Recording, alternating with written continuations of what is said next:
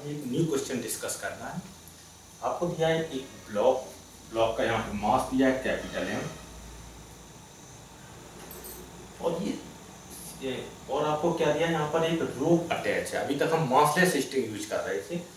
इस क्वेश्चन में दिया है जिस रोप आपके पास है, और इन्होंने दिया है इस रोप की लेंथ आपके पास कैपिटल L और मास M।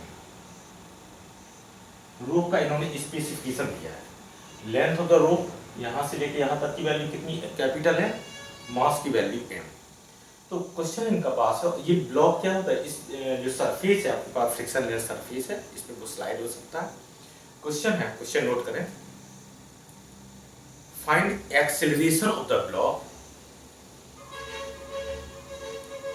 And tension in the rope at position A and B. Tension of the rope at position A and B. यहाँ पर A पोजीशन क्या है, फ्री एंड से हमारे पास x डिस्टेंस पर आपके पास पोजीशन A है।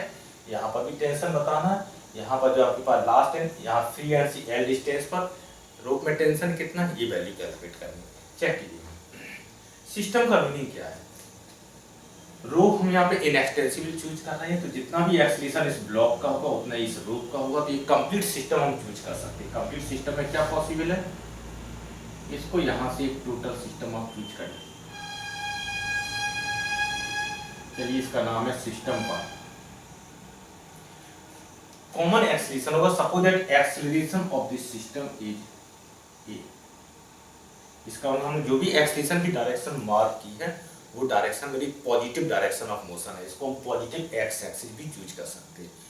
हमारे पास जो एक्सेलरेशन एक अननोन है, अननोन ऑलवेज पॉजिटिव डायरेक्शन में हम चूज किया जाता है, तो इसका ये डायरेक्शन हमारी पॉजिटिव हो गई, इसलिए हम इसको एक्स नहीं लिख रहे, अंडरस्टूड है positive direction of X axis. हम वर्टिकल डायरेक्शन में फ्री बॉडी डायग्राम नहीं बना रहे, हॉरिजॉन्टल में हमारे पास already free body diagram complete हो गया। फ्री बॉडी डायग्राम में आप एक्चुअली क्या होता है, फोर्स डायग्राम है, तो आप हॉरिजॉन्टल डायरेक्शन में हमारे पास एक सिंगल फोर्स है, मैंने अप्लाई कर।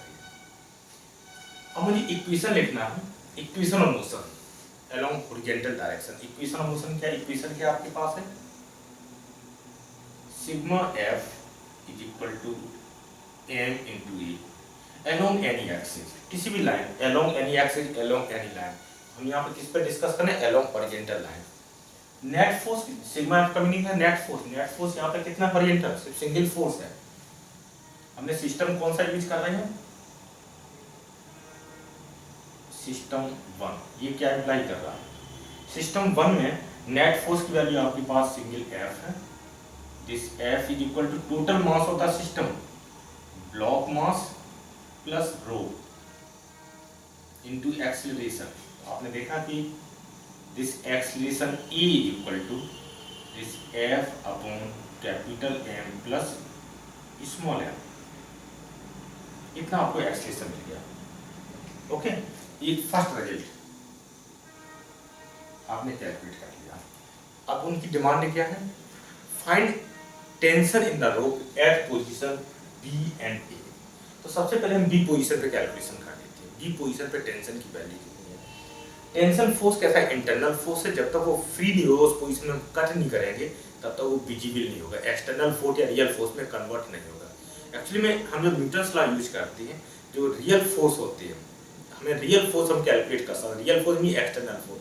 रियल फोर्स हमारी कौन से होंगे, आइदर अप्लाइड फोर्स होगा या इंटरएक्टिंग फोर्स होगा। यहाँ पे टेंशन फोर्स कैसा है, यहाँ पे इंटरएक्टिंग फोर्स है। ठीक है, तो इंटरएक्टिंग फोर्स जब तक किसी एफबीडी पर नहीं आएगा, अभी इस एफबीडी में यहाँ पे इंटरएक्टिंग फोर्स विजिबल नहीं है, क्योंकि यहाँ पे एक्शन रिएक्शन की नेट वैल्यू 0। इसका मतलब हमें एक न्यू सिस्टम बनाना पड़ेगा। न्यू सिस्टम में हम क्या चूज कर रहे हैं, इतना एक हमने यहाँ पे सिस्टम नंबर 2, एक न्यू सिस्टम मैंने चूज किया। इसको रीड्रॉ कर लेते हैं।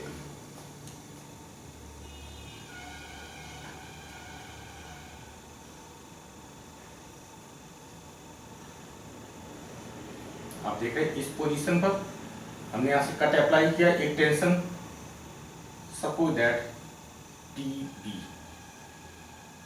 एक्सेलरेशन ऑफ दिस ब्लॉक कितना है, आपने पहले से कैलकुलेट कर लिया।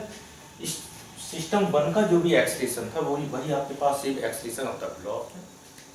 दिस वैल्यू आपने इक्वेशन वन के थ्रू कैलकुलेट कर ली, सिस्टम वन के थ्रू कैलकुलेट कर ली। इसका क्या नाम है? System two. तो सिस्टम टू मुझे रिजल्ट दे रहा है। सिस्टम टू हमें इम्प्लाई क्या करेगा? यहाँ पे न्यूटन लॉ अप्लाई कीजिए, sigma F equal to M A. Net force horizontal में कितना है? TB. This TB is equal to mass of the system M into A. आप क्या करना है यहाँ पर? ए की वैल्यू सिस्टम की इक्वेशन वन में सिस्टम वन से सब्स्टिट्यूट करेंगे। This M A equal to this F upon capital M plus small M. आपने टी बी कैलकुलेट कर दिया। ये हमारे पास क्या था? इक्वेशन नंबर, इक्वेशन टू के थ्रू हमने रिजल्ट कैलकुलेट किया। यहाँ पर हमारे पास ये इक्वेशन वन का ये रिजल्ट है। ओके, तो हमने टेंशन बी पोजीशन पे कैलकुलेट कर लिया। आप देख रहे हैं यहाँ पर टेंशन की वैल्यू क्या है? एफ से लेस है कि ग्रेटर है? आप देख रहे हैं एफ का कोफिशिएंट कितना है? This total value M capital M upon capital M plus small M. Numerator में कैपिटल एम है, डिनोमिनेटर में कैपिटल एम प्लस स्मॉल। ये वैल्यू आपके पास लेस देन 1 हो रही है। इसका नाम हमारे पास टीबी की वैल्यू लेस देन एफ होगी। अब मुझे क्या चाहिए? इस ए पोजीशन पर टेंशन। तो इसका मतलब अभी भी ये टेंशन ए पोजीशन पर कोई विजिबल नहीं है, एक न्यू सिस्टम चाहिए। फिर एक सिस्टम हम यहाँ पे ड्रॉ करते हैं, सिस्टम नंबर सिस्टम 3। तो सिस्टम 3 को हम रीड्रॉ कर लें। सिस्टम 3 में हमारे पास क्या सिर्फ इतना पीस है।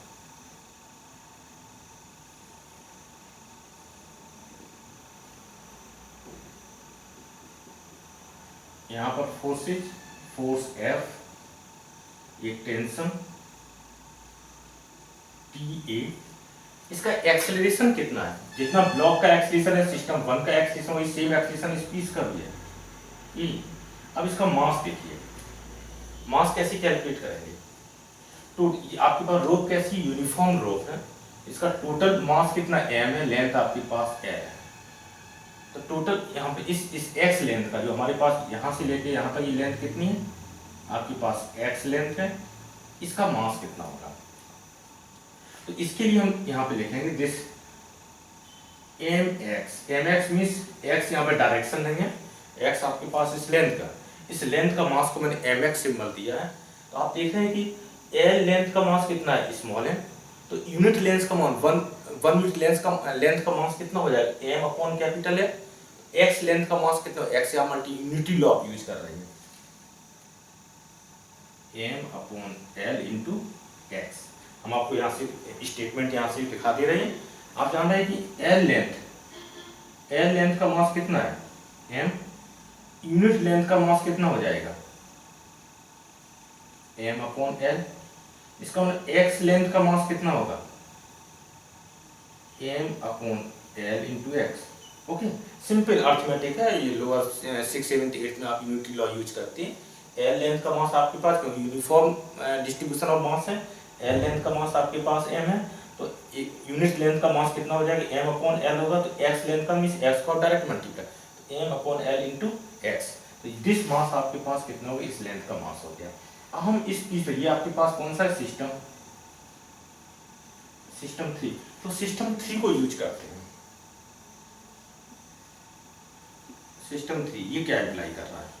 Net force along the X, ये डायरेक्शन आपकी पॉजिटिव है। This F minus T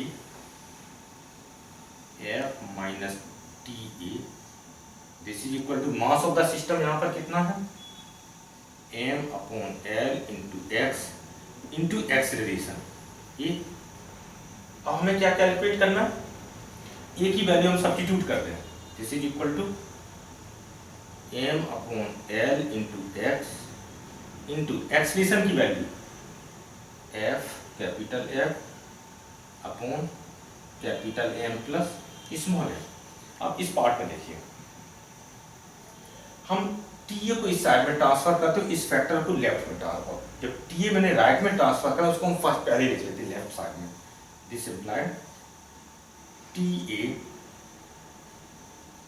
this is equal to, हमने क्या किया? माइनस टीए तो राइट में जाएंगे टीए प्लस वो मैंने पहले नोट किया है।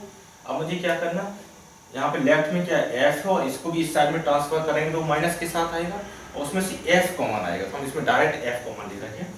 आप एक लाइन मूव में एक्स्ट्रा मूव करके लिखिए, दिस एफ 1 माइनस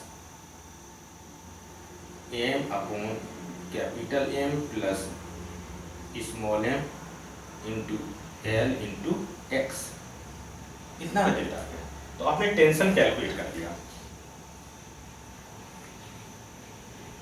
आपके पास थर्ड रिजल्ट। तो आपके पास रिक्वायरमेंट क्या थी, find acceleration of the system, अपने सिस्टम का एक्सलेशन बताया, टेंशन इस पोजीशन पे, टेंशन आपने कहाँ पे कैलकुलेट किया, ये वैल्यू, टेंशन आपने यहाँ पे यहाँ से x डिस्टेंस पर टेंशन। आप देख रहे हैं इस फंक्शन में चेक कीजिए, जब हम टेंशन रूल बता रहे थे वहाँ पे मैंने एक स्टेटमेंट नोट कराया था, मासलेस स्टिंग है उसका टेंशन एवरी पॉइंट पे क्या था, सेम था।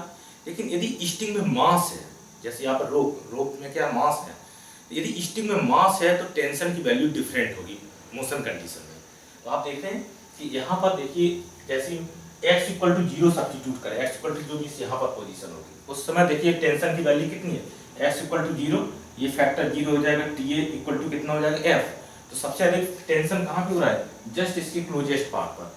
जैसे हम x को इंक्रीज करेंगे मींस इस साइड में मूव करेंगे, यहाँ से हमें एक रिजल्ट सबट्रैक्शन मिलेगा 1 माइनस ये वैल्यू सबट्रैक्शन का, तो ये वैल्यू ऑफ सबट्रैक्ट जितना जैसे आपके x इंक्रीज करेंगे सबट्रैक्शन इंक्रीज करेगा, TA की वैल्यू डिक्रीज करेगी। TA की मिनिमम वैल्यू कहाँ पे होगी, इस पोजीशन पे होगी।